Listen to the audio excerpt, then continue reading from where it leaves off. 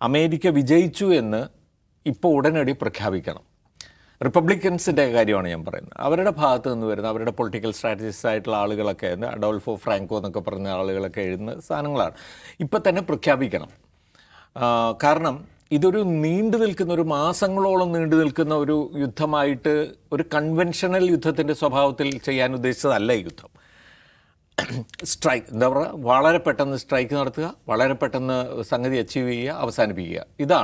ഇതാണ് ഒരു ഏറ്റവും പുതിയ കാലത്തെ യുദ്ധത്തിൻ്റെ രീതി എന്നതും. അപ്പോൾ അത് വേണം അമേരിക്ക സ്വീകരിക്കാൻ എന്നതുമാണ് അവരുടെ ഒപ്പീനിയൻ. അതിൽ അവർ പറയുന്നത് അത് അച്ചീവ് ചെയ്തു. ഇറാൻ്റെ ബാലിസ്റ്റിക് മിസൈൽ ശേഖരത്തെ ഒരുവിധം തകർക്കാൻ കഴിഞ്ഞു. അതുപോലെ തന്നെ അവരുടെ ആണവ പദ്ധതിയുടെ വളർച്ച എന്ന് പറയുന്നത് ഇനി അതിന് അധികം സ്കോപ്പില്ല, അത് നേടിക്കഴിഞ്ഞു. ആ നിലയ്ക്ക് റെഷീം ചേഞ്ച് വരുന്നില്ല കേട്ടോ. ഈ 2-3 കാരണങ്ങൾ നേടിക്കഴിഞ്ഞതോടെ ഇനി ഒട്ടും താമസിക്കാതെ തന്നെ ഡിക്ലെയർ ചെയ്യണം. അതിനുള്ള വിജയ പ്രസംഗം അല്ലെങ്കിൽ വിക്ടറി സ്പീച്ച് പോലും ഈ കക്ഷികൾ എഴുതിക്കൊണ്ടിരിക്കുകയാണ്. ഇന്നതൊക്കെയാണ് അതിനകത്ത് പറയേണ്ടത്, ഇന്നതുകൊണ്ടാണ്. ഇപ്പോൾ റീഗൻ്റെ കാലഘട്ടം തൊട്ട് നമ്മുടെ കാഴ്ചപ്പാട് ഇതാണ്. അതായത് വി ഡോണ്ട് ടോക്ക്, നമ്മൾ സംസാരിക്കുകയല്ല, സംസാരിച്ച് നേരം കളയാനില്ല. ക്രൈമിനെ അല്ലെങ്കിൽ ഇങ്ങോട്ടുള്ള ഭീഷണിയെ അറ്റാക്ക് ചെയ്ത് അപ്പം തന്നെ ഇല്ലാതാക്കുക എന്നുള്ള ഒരു സമീപനമാണ് നമ്മുടെ സമീപനം. അത് നമ്മൾ ഗംഭീരമായി ഇതിലൂടെ നിറവേറ്റിയിരിക്കുന്നു തുടങ്ങി. എന്തിനു വേണ്ടിയാണ് ഈ ഇല്ലാ കഥകൾ അല്ലെങ്കിൽ ഈ ഇല്ലാത്ത ഒരു സക്സസ്സിനെ കുറിച്ചോ വിക്ടറിയെക്കുറിച്ചോ ഇത്രയും ബോസ്റ്റ് ചെയ്തുകൊണ്ടിരിക്കുന്നത് ഈ റിപ്പബ്ലിക്കൻസ് എന്നുള്ളത് നമ്മൾ കാണണം. ഗ്രൗണ്ടിൽ നിന്ന് വന്നുകൊണ്ടിരിക്കുന്ന വിവരങ്ങൾ അവർക്ക് ഒട്ടും തന്നെ അംഗീകരിക്കാൻ കഴിയാത്ത കാര്യങ്ങളായതുകൊണ്ടാണെന്നാണ് ഒന്നാമത്തെ കാര്യം. എന്ന് വെച്ചാൽ ഇറാനെ സംബന്ധിച്ചിടത്തോളം ഇപ്പോൾ 1 മാസം ആയി, ഒട്ടും തന്നെ കീഴടങ്ങില്ല എന്ന വളരെ വ്യക്തമായ മെസ്സേജ് കിട്ടിക്കഴിഞ്ഞു. അപ്പോൾ അങ്ങനെ അതിൻ്റെ അടിസ്ഥാനത്തിൽ അമേരിക്ക പിൻവാങ്ങുന്നു, അമേരിക്ക ഈ യുദ്ധം ഏകപക്ഷീയമായി അവസാനിപ്പിക്കുന്നു എന്ന നിലയിലേക്ക് പോകാൻ അവർക്കൊരിക്കലും സാധിക്കില്ല.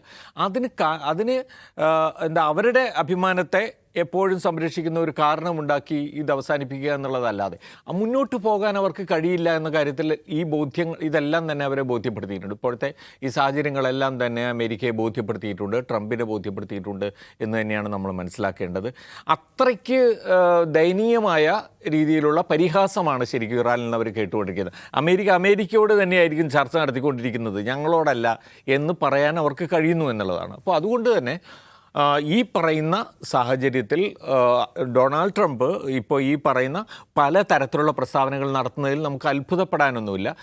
പിന്നെ ഒരു കാഴ്ചപ്പാട് എന്ന് പറയുന്നത് ചിലപ്പോൾ ഈ പോസ് എന്ന് നമ്മൾ പറയുന്ന ഈ സന്ദർഭം ഇത് ഒന്ന് റീഅറേഞ്ച് ചെയ്യാനും, ഇപ്പോൾ നേരത്തെ പുറപ്പെട്ടതാണെന്ന് പറയുന്നു, 1000-ഓളം മെറീനുകൾ ഓൾറെഡി അങ്ങോട്ട് എത്തിക്കൊണ്ടിരിക്കുകയാണെന്ന് പറയുന്നു. അപ്പോൾ ഇതൊന്ന് റീഅറേഞ്ച് ചെയ്ത് വീണ്ടും യുദ്ധത്തിൻ്റെ അങ്ങനെയാണ് ഇറാനെ സംബന്ധിച്ചിടത്തോളം ഒരു സംശയകരമായൊരു സാഹചര്യമുള്ളത്. അതുകൊണ്ട് തന്നെ ആ കെണിയിൽ വീഴണ്ട എന്നവർ തീരുമാനിച്ചതും അതുകൊണ്ട് തന്നെയാണ് എന്നാണ് പറയുന്നത്. എനിവേ യുദ്ധത്തെ സംബന്ധിച്ചിടത്തോളം അത് അമേരിക്കയ്ക്ക് ഇനി താങ്ങാൻ കഴിയാത്തതാണ്. നമ്മൾ ആലോചിക്കേണ്ടത് 91 ഇപ്പോൾ ഫസ്റ്റ് ഇറാഖ് വാർ കഴിഞ്ഞതിന് ശേഷമുള്ള ബുഷും ക്ലിൻ്റനും തമ്മിൽ ഏറ്റുമുട്ടുകയാണ്. ബുഷിനെ സംബന്ധിച്ചിടത്തോളം ഇതാണ് അദ്ദേഹത്തിൻ്റെ അച്ചീവ്മെൻറ്റ്, ഇറാഖിലെ യുദ്ധമാണ് അച്ചീവ്മെൻറ്റ്. പക്ഷേ ക്ലിൻ്റൺ മുന്നോട്ട് വെച്ച കാര്യങ്ങൾ മുഴുവൻ ആഭ്യന്തര വിഷയങ്ങളായിരുന്നു.